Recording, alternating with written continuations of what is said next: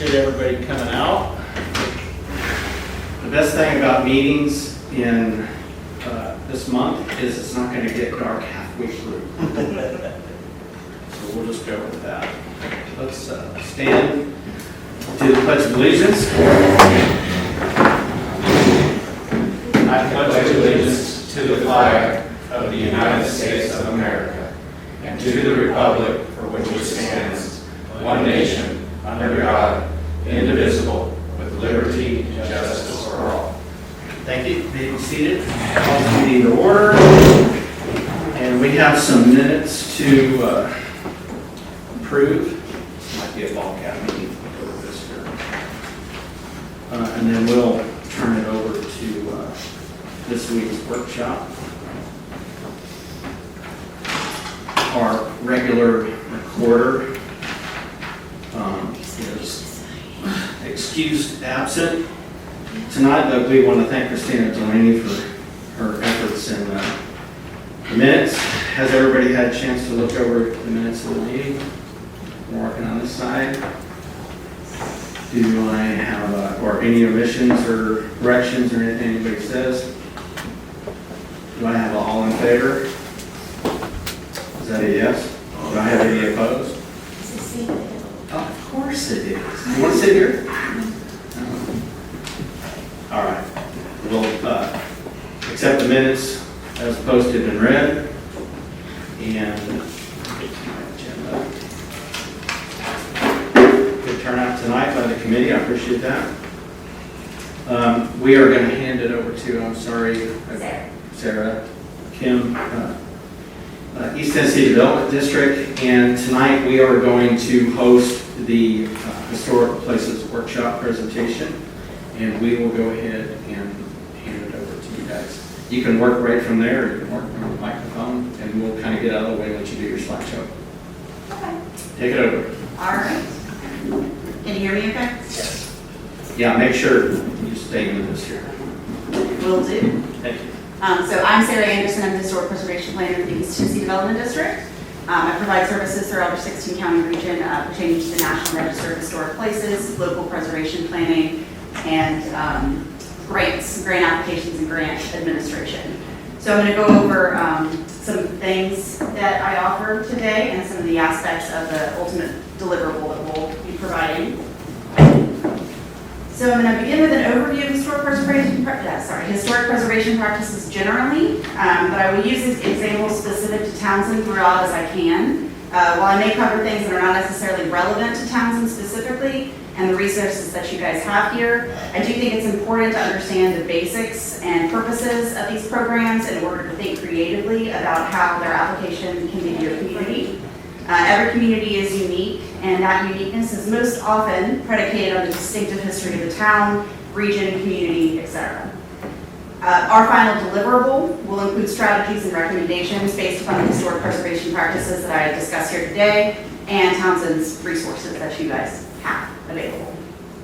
So generally, the first step in historic preservation planning is a survey, historic resource survey specifically. Survey helps to identify properties that are potentially historic.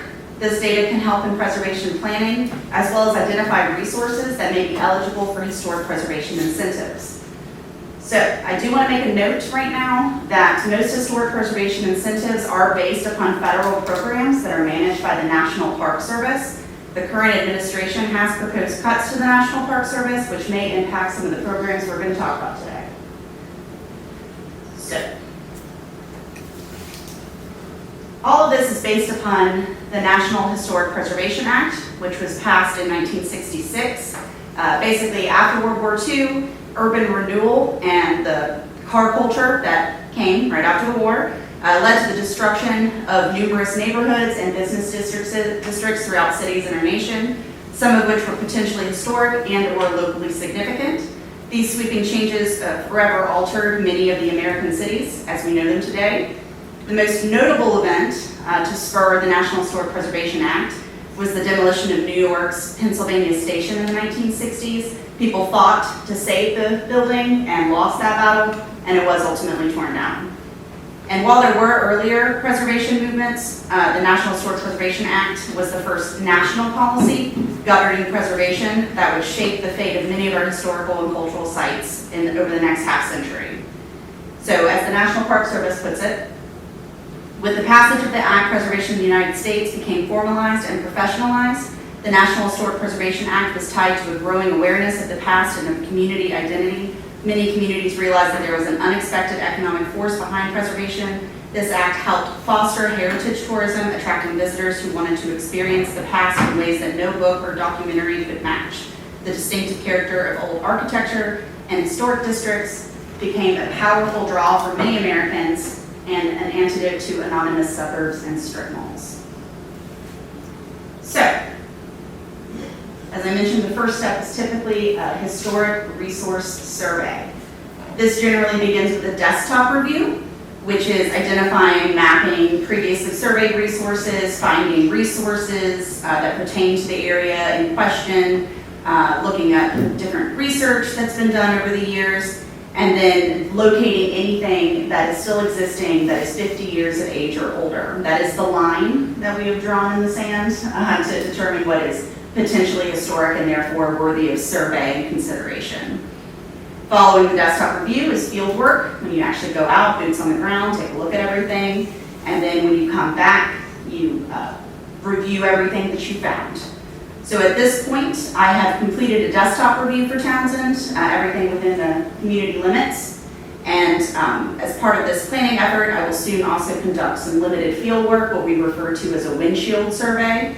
I will focus mostly on areas and resources with the most potential for community benefits, such as things along the commercial corridor of Highway 321, as well as things along the Little River, since that's, of course, historically the basis of the town. So I also want to note, and I'll talk about this a bit more later, that the town or the county can also apply for grants, specifically the Historic Preservation Fund, but probably others as well, to contract a professional consultant that would do a more thorough historic resource survey. I just simply, we limited on time and everything for the planning document, but I will be getting out in the field in the next month or so. So just for fun, this is a screenshot of your boundaries, as well as every previously surveyed resource according to the Tennessee Historical Commission viewer. According to that website and the THC, which is the state's historic preservation office out of Nashville, the last survey for historic resources in Townsend was in 1982. So it'll be very exciting to get out there myself and look around and update those survey records. This survey identified numerous resources affiliated with the Little River Lumber Company, many of which have since been lost. So, as I mentioned, one of the main reasons to do survey is to identify properties that could be eligible for the National Register of Historic Places. So just to make sure we're all on the same page, that is the official list of the nation's historic places worthy of preservation. As I mentioned, the National Historic Preservation Act authorized this, and the National Park Service list is part of a national program to coordinate and support public and private efforts to identify, evaluate, and protect Americans' historic and archaeological resources. It helps with preservation by giving official recognition. It's also a great repository for research purposes. Moving into the future, people can always look back and consult a National Register nomination to learn more about a particular historic resource for whatever reason that might be. And it also helps in planning because federal projects have to take historic resources into account if something is determined to be eligible for the National Register or if it's already listed on the National Register. And the federal government, any federal agency, had a plan in that area, they have to try to avoid adverse impacts to that resource. There's a great example here in Townsend, for those of y'all that were here in the 90s, when TDOT came through and widened the road and found numerous archaeological resources at that time, which led to the Great Smoky Mountain Heritage Center. So here's an example of a National Register listed property here in Townsend. The John F. Shea House was listed in 1989. It is privately owned. However, However, because it's listed on the National Register, if anyone was interested in purchasing that property and transforming it into a commercially viable or income-producing property, that's something that could be possible to get grant funding or other incentives for. So as private residents, though, I will say right now that private residences are not competitive for historic preservation-related grants. They typically go more toward buildings with a public benefit. Here's an example of another National Register listed property. The Little River Lumber Company office was listed in 1974. Unfortunately, it was destroyed by fire and was removed from the National Register due to the fact that it no longer exists back in 1986. Here are a few listings that are located outside of your city limits. A couple of very interesting barns, the Peter Brickey House, and of course, Cades Cove Historic District, which I'm sure you are all familiar with. Cades Cove is an excellent but unique example of the marketing potential for historically significant resources. As seen here, Townsend's branding is intertwined with its proximity to Cades Cove and of course the park. It's unique because it's in the national park, so that definitely makes it a different situation and it's not really comparable to other historic districts. However, you may have seen signs on the highway saying, you know, whatever historic district, trying to draw your attention to going to somebody's historic downtown, or perhaps maybe you visited Franklin, Tennessee, or Savannah, Charleston, Williamsburg. There's all kinds of historic districts out there that do have a tourism draw. So, while a National Register historic district identifies historic properties, a local historic district actually protects those properties, as protection of historic resources only happens at the local government level. As it was on a previous slide, National Register is a non-regulatory system. Anything listed on the National Register is not protected by the federal government, only identified by it. So if you were to buy a property listed on the National Register, you would have every right to tear it down, and no one could stop you, but people might get upset about it. So local historic districts, though, are protected in whatever sense the local community decides to protect them. There are numerous practices and programs that spur local historic preservation efforts, and I will briefly go over some of these. They're very complicated and there's lots of them, so I don't want to go too far down the rabbit hole, but of course if you guys have any questions, I'm happy to answer those at the end. I also included excuse me, this image of the Little River Railroad and Lumber Company from the museum's website, as it is an example of a public history site and community asset here in Townsend. While the resources there are not likely to be eligible for listing on the National Register, as we unfortunately lost that office to fire, members of your community did found this museum in 1982 with the mission to preserve the heritage of the Little River Lumber Company and this Little River Railroad. While the museum, as I mentioned, may not be eligible, it is still a locally significant site. And there are still, it seems, quite a few buildings that date back to the Little River Lumber Company area, which I think will be one of my main focuses when I come out here to do field work. So it's very interesting to have those available. There's also several agricultural resources out here. The Blount County has what they call a multiple property documentation form, or MPDF, because we love acronyms. Which would be a very interesting resource for y'all to utilize in order to quickly and easily get things listed on the National Register compared to a full nomination. Another great example is the preservation and marketing of local and regional Native American heritage at the Great Smoky Mountain Heritage Center that I mentioned. This museum does owe its formation to the National Historic Preservation Act, as when TDOT sought to widen the roadways in the 1990s, they were required to do the archaeological survey that led to the identification of that piece of pottery that's over 1,000 years old. And this led to a much larger archaeological investigation that if anyone that was around back then is probably familiar. I believe they had 3 various phases. I actually had friends in my previous job that worked on that project, and it was the most exciting thing they've ever done in their careers. So that's something that was turned up because of these laws that we have had since 1966. And now, of course, the museum is an asset to your community. It brings tourism in, people stop by on their way to the park. So, y'all outsourced, outsourced the community to identify locally significant historic properties. This is just a list of several of those that I was able to compile. While these resources may or may not be eligible for listing in the National Register of Historic Places, they appear to be significant to your community, which is truly what matters. Local historic preservation planning can identify and make efforts to protect resources that are important to the community, regardless of the National Register eligibility. And that's the purpose of legislation allowing local governments to implement these kind of laws and regulations. And while Townsend does lack the traditional downtown core, as we see in many communities, such as Maryville, I was discussing earlier with John, it does have several remaining 19th century resources, like agricultural resources, as I discussed, as well as those pertaining to the Little River Lumber Company, and even the mid-century commercial development that happened due to the location near the park. Those are interesting resources that, believe it or not, are potentially historic because that date is now 1975.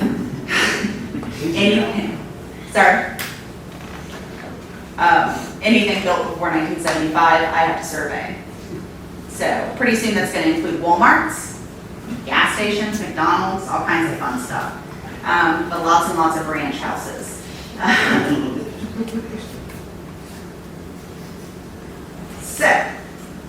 Local historic districts. I will note that I am most familiar with local historic districts, but many communities actually adopt design review boards that are not predicated on historic preservation practices. That these review boards will still maintain a particular aesthetic for their designated area and require property owners to submit an application for certificates of appropriateness prior to making exterior changes to buildings.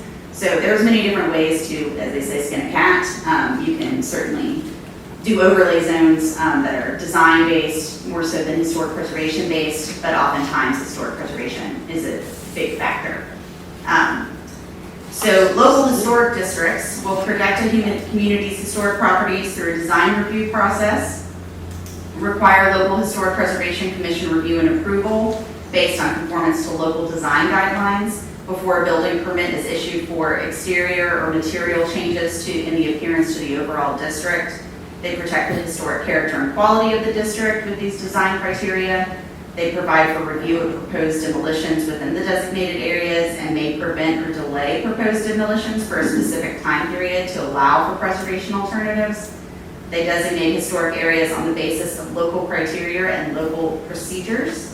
They set district boundaries based upon the distribution pattern of the historic resources plus other preservation and community planning considerations.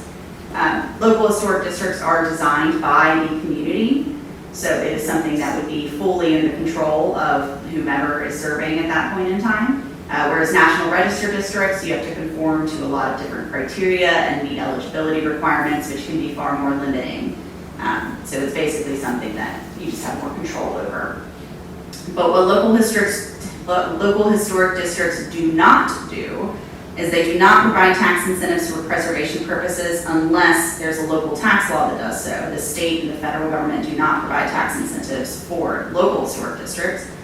They do not provide additional protection from the effects of federally assisted undertakings. That's again just for National Register properties.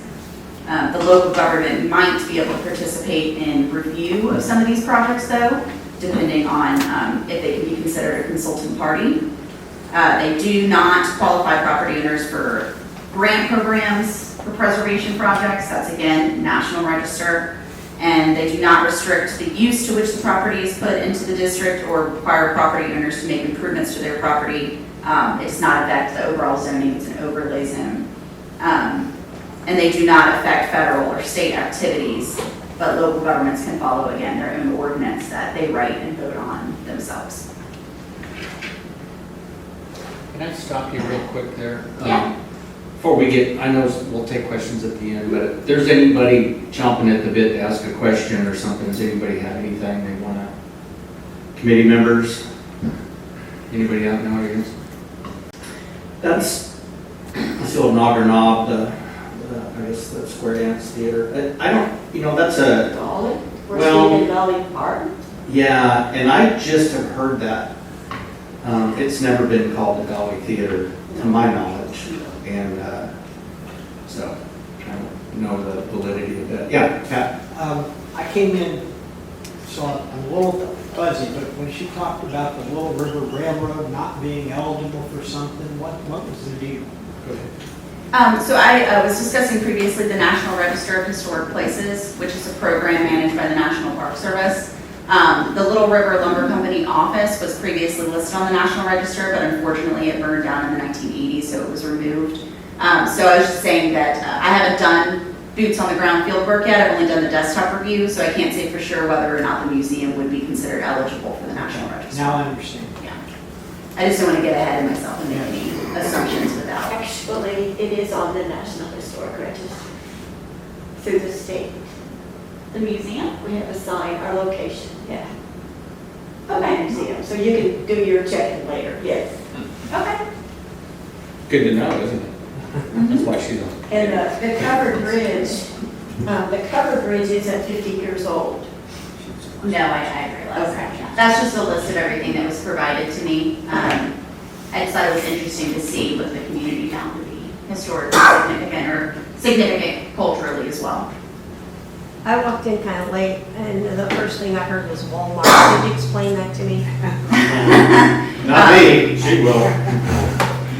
Yes, so based upon the rules of Historic Resource Survey, we are meant to survey anything that is 50 years of age or older, and I was just joking that since that's now 1975, we are surveying Walmarts because they are now 50 years old. So, as well as lots of ranch houses. I cannot stress the number of ranch houses I have surveyed in my life, so. I think once we get done though, I think there's gonna be some, at least from the committee, some discussion on your desktop review of like the Dolly Theater. What? We'll circle back to that. She had a list up there, I don't know when you came in, she had a list of the Dolly Theater and et cetera, a few other places, and I think we'll have to revisit that just so you have some clarification, what's historic or what is meaningful to the residents here. So go ahead. Okay. And we'll get anybody up to date, everybody up to date here, and then we'll continue on. I hate waiting to the end because then everybody kind of forgets what they want to say. Sure, yeah, I'm sorry. I'm certainly happy to be interrupted as well. Yes. So one of the many preservation programs available through the state of Tennessee is the Tennessee Downtowns program, Tennessee Main Street program. These are kind of a pair. Tennessee Downtowns is generally the program people enter and then graduate and then eventually can move into the Main Street program. It's based upon a nationwide Main Street America program. The Tennessee Main Street program serves as a statewide resource for communities seeking to revitalize and manage their traditional downtowns. It is administered by the Department of Economic and Community Development, Community and Rural Development Division, and it follows the proven downtown revitalization model developed by the National Main Street Center, which is a subsidiary of the National Trust for Historic Preservation. They have a 4-point approach, design, basically creating an inviting and safe environment for pedestrians as well as vehicular traffic. Economic restructuring to strengthen the existing economic assets in the community. Promotion, rekindle pride, and improve investor confidence in an area, and building partnerships between the various stakeholders. Tennessee Downtowns is an affiliated program, and it's designed to help communities embark on the comprehensive revitalization effort for their downtown, and using the proven National Main Street Center's 4-point approach to downtown revitalization. It's a 24-month program that helps coach selected downtowns and their steering committees through the steps of launching an effective revitalization effort.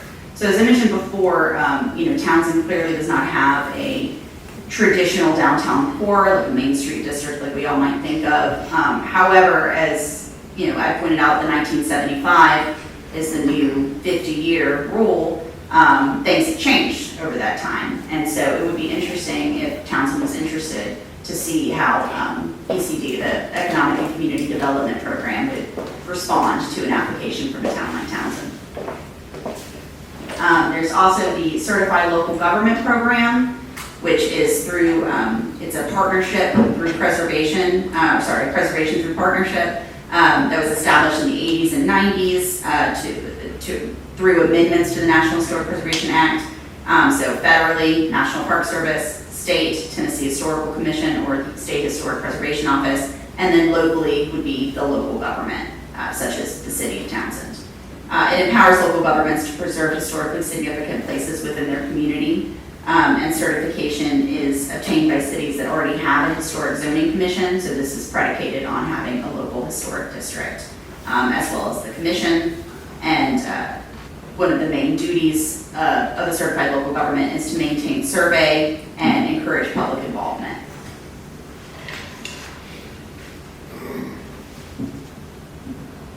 So, the fun stuff.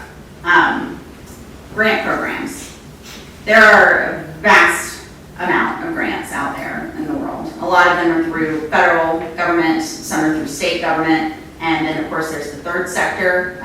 Anything specific, you can research and typically you can find a grant for that. Historic preservation grants though are very often through federal and state government entities. And there is, of course, the National Trust for Historic Preservation, which is a large nonprofit based on historic preservation efforts. And they are available for various types of preservation projects, as well as for preservation planning. Most historic preservation-related grants for capital projects do require the resource to be listed on the National Register of Historic Places, especially federal and state-run programs. However, there are some, like through the National Trust, that do not require listing on the National Register. They try to fill that gap for the resources that maybe aren't able to seek a National Register nomination. A common example is Black churches. Unfortunately, they often don't have historical records to turn to put together the nomination and fulfill those requirements. So the National Trust for Historic Preservation has a specific grant program preserving Black churches to help out, which is very cool. So the one that's listed up here as an example is the Historic Preservation Fund, which is a federal grant program managed by the National Park Service. It has the broadest list of eligible projects, as it's meant to fulfill all of the requirements and purpose of the National Historic Preservation Act. And so you can see the list up there of all the eligible projects. So that's why I selected it as an example. But as I mentioned before, I will mention again, the current administration has proposed to cut the National Park Service budget, which includes the elimination of the Historic Preservation Fund. And while this proposal is not passed, we are monitoring the situation. I do feel required to mention it. Another common historic preservation incentive is the Federal Historic Tax Credit Program. This is a program for income-producing property. So, according to the National Park Service, historic buildings are tangible links with the past and they help give a community a sense of identity, stability, and orientation. So the federal government encourages the preservation of historic buildings through various means, and the federal tax incentives support the rehabilitation of historic and older buildings. Again, this is required as a property to be listed on the National Register.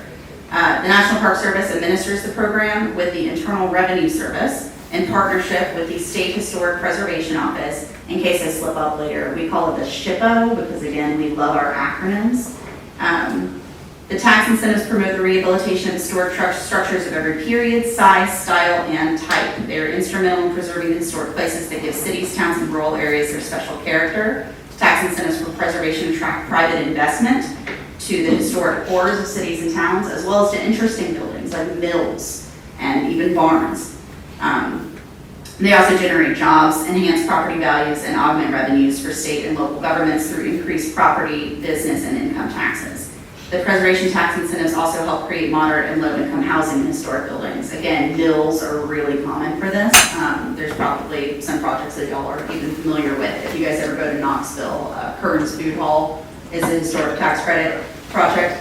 A cool one, if you ask me. So through this program, abandoned or underused schools, warehouses, factories, churches, retail stores, apartments, hotels, houses, and offices throughout the country have been restored to life in a manner that maintains their historic character while also giving back to the local community as a public or community asset and, of course, in tax revenue. So, A lot of questions. yes, absolutely. I'm with Chris Monkey Mountains Heritage Center, Oh, great. and where we own a building that is probably 50 years old that we may rent to a tenant who would be running a for-profit business out of that space. Okay. And so does that fall inside of what's described here? Or, you know, again, we're a nonprofit charitable organization, but this person will be running a for-profit business. Is there any way to?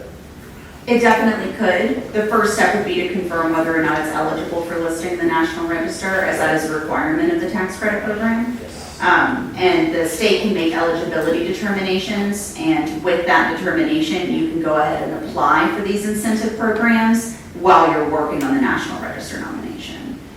It is, it's complicated, but I'd be happy to talk to you about it further. And I do have business cards up here, by the way, if anybody does want one, as well as little brochures regarding the National Register that are from the state. So, and that was actually my last slide, except for this one. So, I am very open to discussion, questions, everything. Okay, I just want to kind of clarify two things, or one of the two things you said. So at the national level or state level, that sort of designation as a historic property is where funding is unlocked?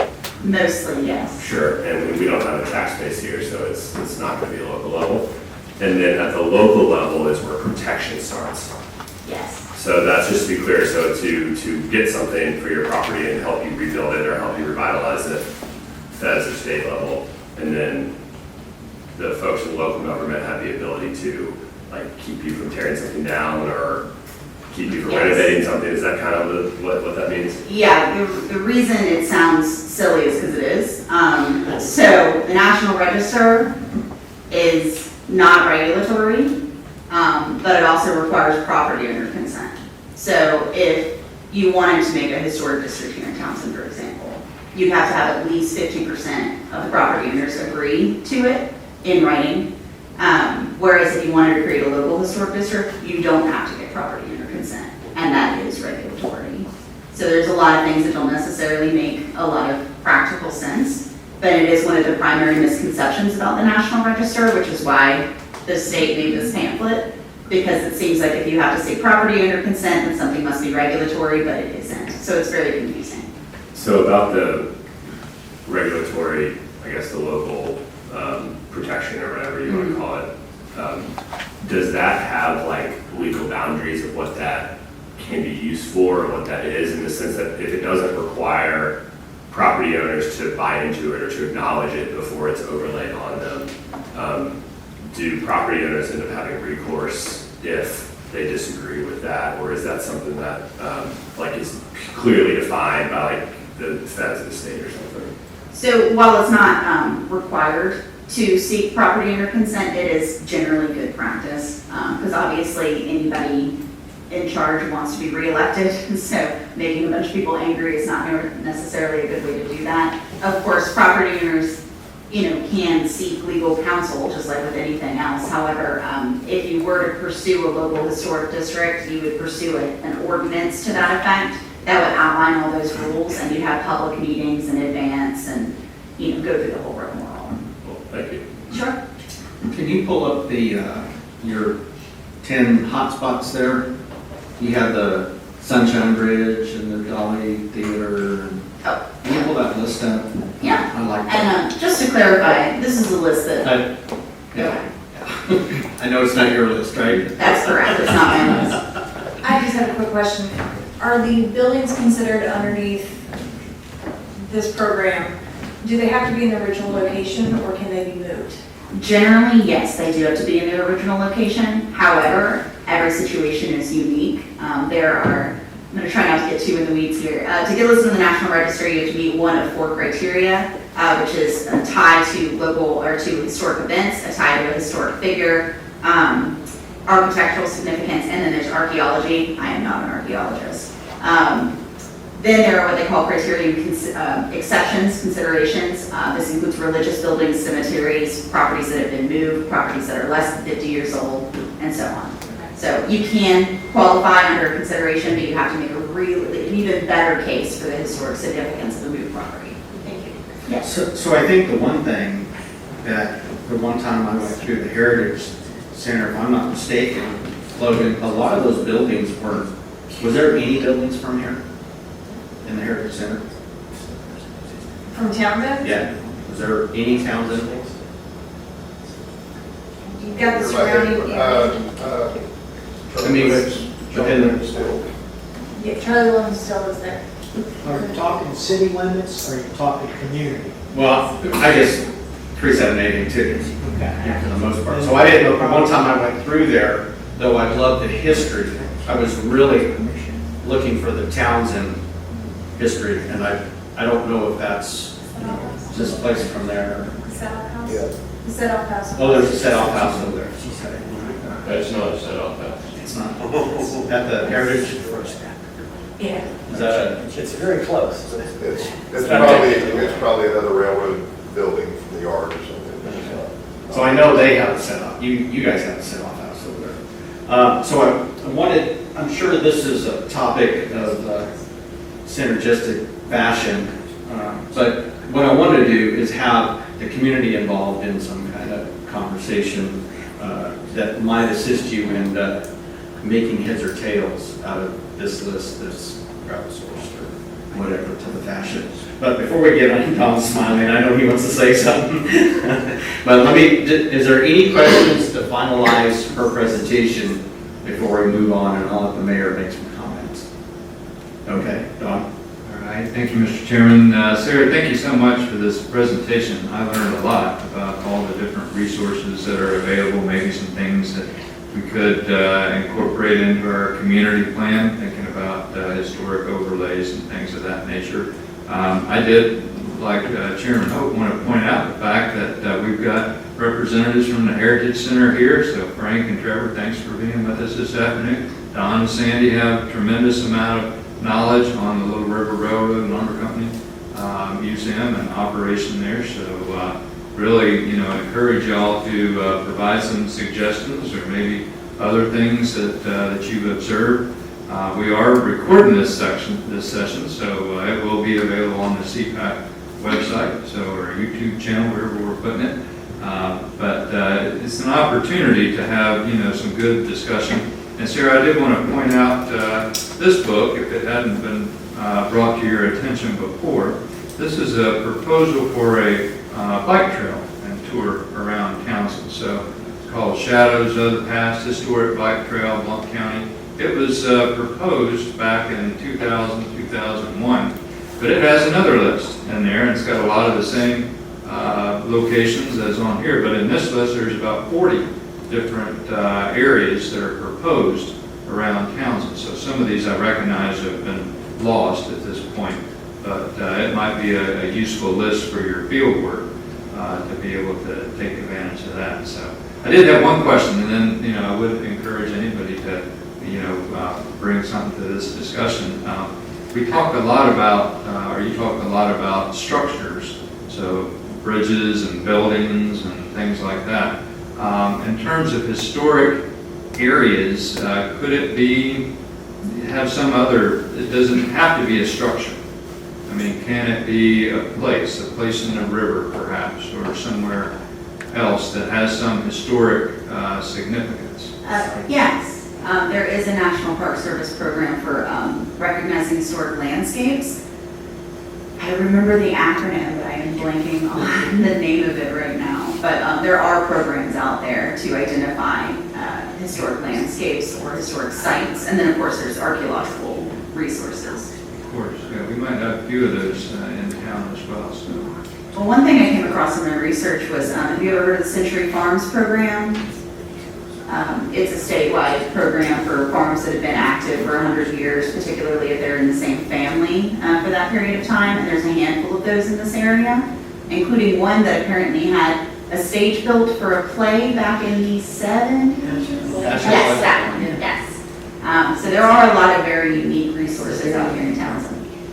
People think of the National Register, they think of big, beautiful mansions like the Shea House, which is a big, beautiful mansion, very impressive architecture, and not to knock it or anything, but I'm more into industrial heritage and unique sites like the Passion. So the Shea House, that's the Bradshaw House. Is that the Bradshaw House?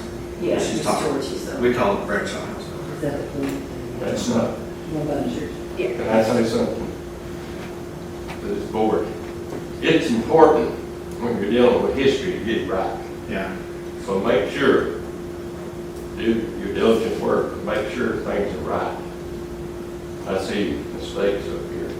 Yeah. that need to be really looked into? Well, I think part of going through this process with historic places and identifying landscapes or certain lots and areas of Townsend is, even though we're a gateway community, this town was based on one particular business that we're trying to identify where those buildings were and preserve as much of the center of Townsend up and down and as wide as it is. And I think the Little River Lumber Company down there is kind of about the center of Townsend and would be a great epicenter to attach these two and research.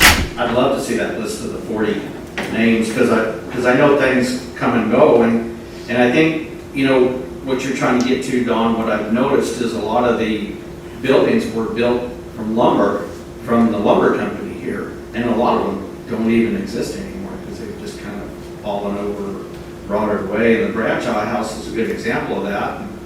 But it's really not even the Bradshaw House, right? Wasn't it Townsend's brother? George Townsend. It was George Townsend's house. It was over here like where I live, yeah. So I think we keep all those things in mind, who built it, what started it. I think by the time we flush this list out, it'll be very minimal properties that we're interested in, whether it's buildings, because like say the Sunshine Bridge, you know, it's not a covered, it's covered bridge in the last few years, and Barefoot, and a lot of these are private property too. So you talk about the Dollywood Theater, which is not Dollywood Theater as we know it. You know, that's private property, somebody owns that. So, and restoration for whatever cause, you know, probably will not exist. But I want to open this up for conversation. If anybody has anything to add, whether it's something on the list, something that maybe we haven't circled around yet, or maybe you've been involved, like the mayor brought up that document, Shadows of the Past, really interesting document that was done 24 years ago or 25 years ago. And Townsend being so private, there's a lot of it we don't want to lose. The reason you're here is we want to hang on to what we have left. And even our depot over here isn't our depot, you know, so we're doing the best we possibly can. So any questions, any comments? And this is a what if. There's a dam up by the park that was built to generate electricity, as I was told. And that dam is in jeopardy because the federal government wants to tear down all the dams on the river.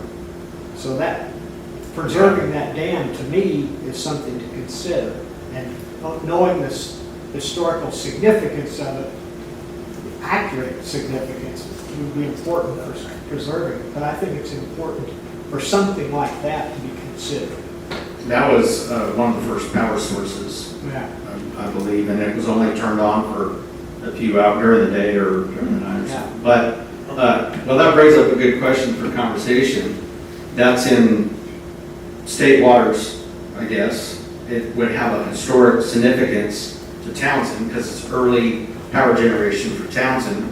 And could we get somebody to take a look at that and rebuild maybe, you know, is historic preservation part of maybe recreating what was there at one time also?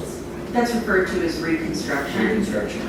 Generally, I don't know of many grant programs that fund reconstruction projects. I think it's the Daniel Boone State Park, which was recently destroyed by Hurricane Lee. That's an example of reconstruction.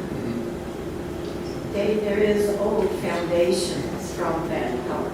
Still there. Yeah, still there. Yeah. So that, I think, is a site worth taking a look at to make it more public and more available and describe it. Is that private or is that private property? It's on private land. Private property, So is the dam. most of the property up and down Little River is private property to the center or to the other side. To the center.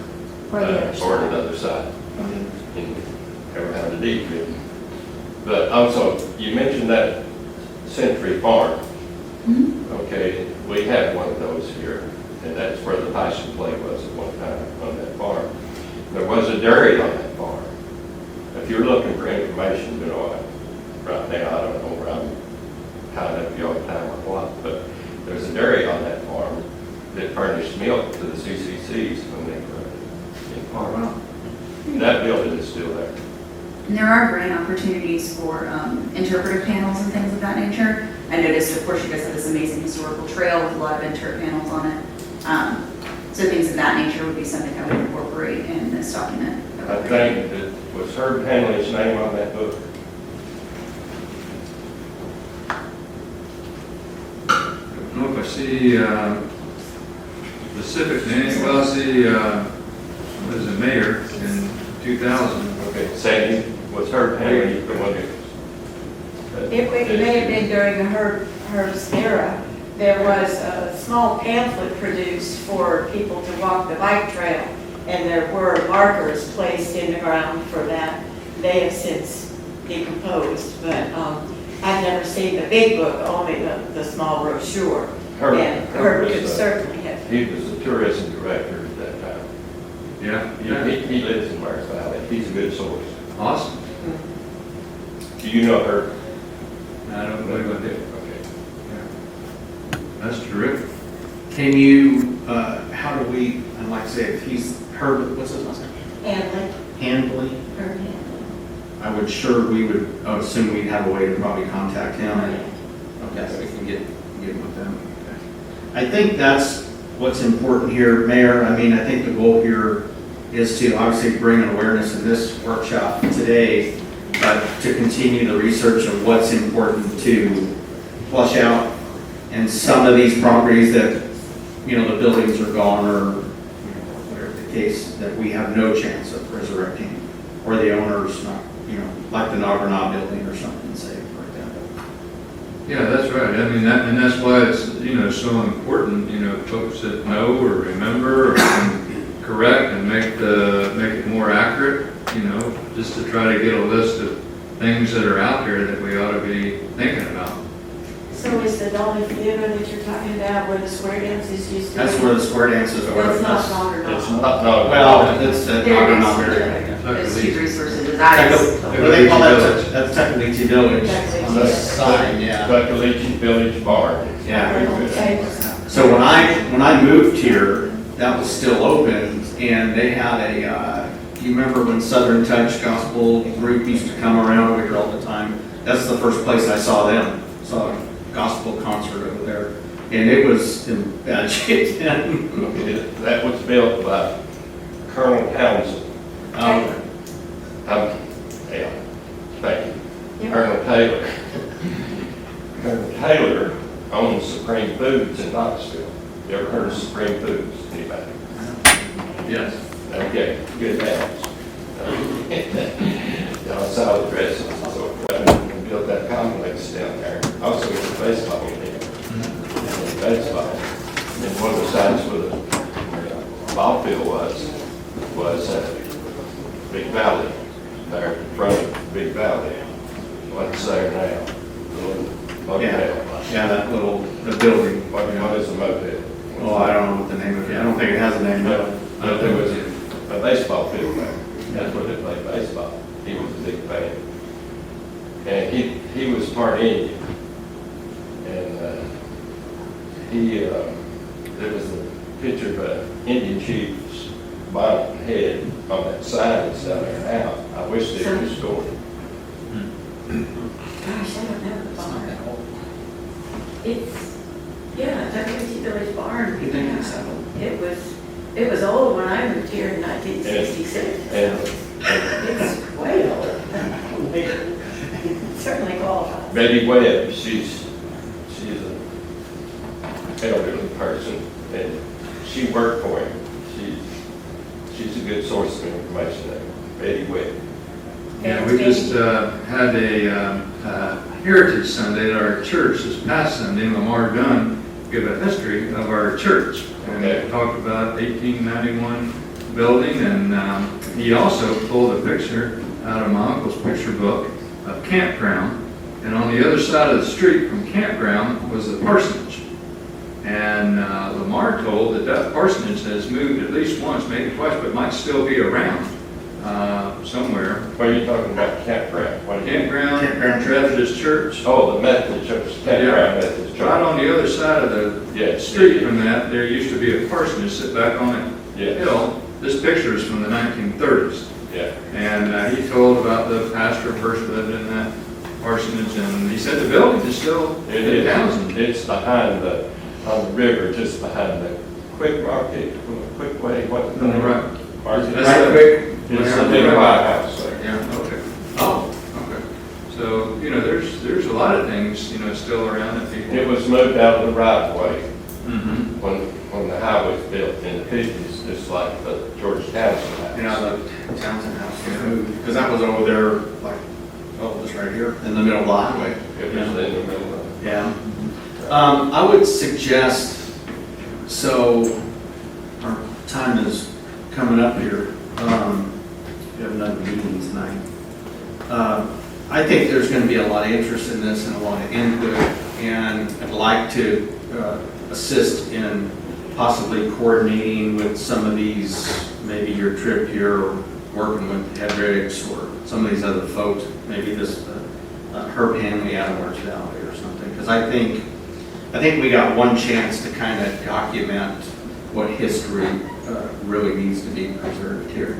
Yes, ma'am. Aren't there a couple of books that list Yeah. things in Townsend that you could get all kinds of information on, and pictures that show where and who owned them and what they were? I think there's several. Yes. Yeah. I've talked to the Blount County Historical Society a bit about some of the options available, and I've been to the library. The library here, we don't have one. No, the library in Maryville. They have a whole section on historical resources for local areas. On Townsend? Yeah, they have a section on Townsend. Okay. It's not, obviously there'd be more options, available just out in the world. It can be challenging to find exactly what you're looking for, but every once in a while you get lucky. I believe I found the book he's referencing online, but I do want to confirm that. And then the Tennessee Historical Commission has the records from the previous survey of 1982, which photographs several resources, as well as a description from whoever the surveyor was at that time. But those descriptions are based upon whoever their informant was. So everything does have to be fact checked, because a lot of things do get wrong, get taken down wrong over time, unfortunately. So we just, have to compile all these various resources. But there are several out there. I would think the Heritage Center would have books. Don't you have books about Townsend? And the families, I'm sorry? and the families of Townsend? A little bit, but not too many. I would, for me, I think the best resource, obviously that book, the Townsend book that you can pick up in the stores here is great. But if you make a trip down to the Little River Museum, you'll learn more about Townsend in a couple of hours down there that it's just overwhelming. And I think that's what, like I was saying earlier, that's in the center of Townsend, and it could be the epicenter of all things historical. As far as expanding, being able to, it's established already. It's already on the historic, it's got the plaque and all that. And it'd be really nice to have, so the Heritage Center's a great asset to Townsend, but what Townsend doesn't have is a Townsend history place a museum where you can go. And I think the Little River Museum has done extremely well to document a lot of that, at least in the photographs and stuff. Love to see what we can do to expand that and at least capture this. For some reason, not that I've lived here a long time, but when you feel this like, okay, I'm a native now, and I'm from here, and you understand how this town was built and what it became, it becomes very near and dear to you. And you almost kind of want to be in a protective mode, because we're one of the last towns like this. You say we don't have a historical downtown to protect. We have a whole valley to protect. And I think we have, it's an incredible responsibility to make sure we get this right. So, any committee, any comments? Mayor, final thoughts? Well, excellent workshop. So thanks to Sarah at ETDD for sponsoring this workshop as part of our community plan update. And so we're looking forward to things that will come out of your field work and other research. As Don mentioned, we'll try to make sure to do our very best to get it right, get it accurate. But the most important thing is to make sure that we've got as much as possible captured so that we don't lose it. And so I'm grateful for Frank and Trevor coming today, Don, Sandy, deep historical knowledge, and so thanks for coming and being part of this discussion. Anybody else? Looking for, make sure all hearts and minds are clear, as I say. Anybody on the committee? Just wonder, would there be designated a time, a meeting, a place for public input and discussion about all of the history and the points that they brought up and others? Yeah, I think probably to flush that out, I can see this, making contact with her, and I see some of these people involved, definitely involved. And maybe we can start our meeting down there and to make sure it's flushed out by the people that, it's hard to, we want to make sure we get it right, like the mayor said. So I think if we have to have another meeting to flush, I don't see where we have to have another meeting to flush this out, but. What about putting something up when we post this video? Yeah, This will be a good kickoff. Yeah. Put something on the community plan site where people can give comments and Yeah. maybe they'll remember a place or two or something. So, And I think it'll help us chase the process down after the fact. actually, I think we already do have a central mechanism for people to provide input on the community plan via the website. And so maybe we'll do a little write-up on this and link it up to the website with the video and then encourage people to provide, their comments and recollections. So the one time we want to get it in the Daily Times, he's not here. Yes, sir. I'm the Daily Times. Oh, there you go.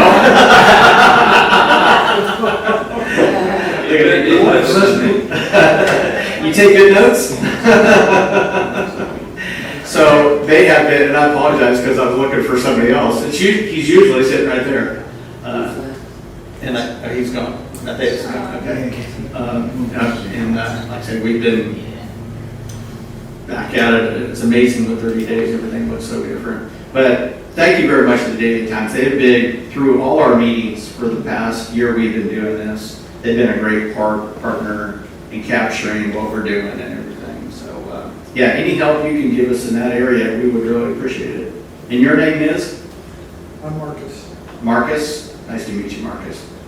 Thank you for coming. Question. Does Yeah. Christina have a list that was given to her by a fourth generation citizen with a list of places? I got something off of Facebook and I did give that to Ida. And I think some of the places are on here, definitely that Barefoot Jerry's, I remember that one. And I don't know where it is though, where is it? I couldn't find it. I was hunting. Yeah, you have to be a local to know where Barefoot Jerry's Yeah, that's what I was hoping. As I was telling John before the meeting started, while there's lots of resources out there and books and everything, nothing compares to talking to the locals when you're looking to find something or learn about an I addition. think there's a couple pictures of Barefoot Jerry's in the Barefoot Jerry in the Townsend book.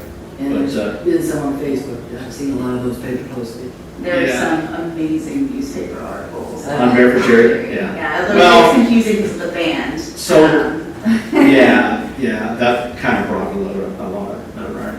All right, we'll wrap it up. I have a motion to adjourn the meeting.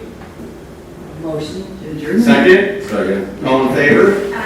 Thanks for everybody coming out. Appreciate it. Thank you for having me. And catch us on YouTube.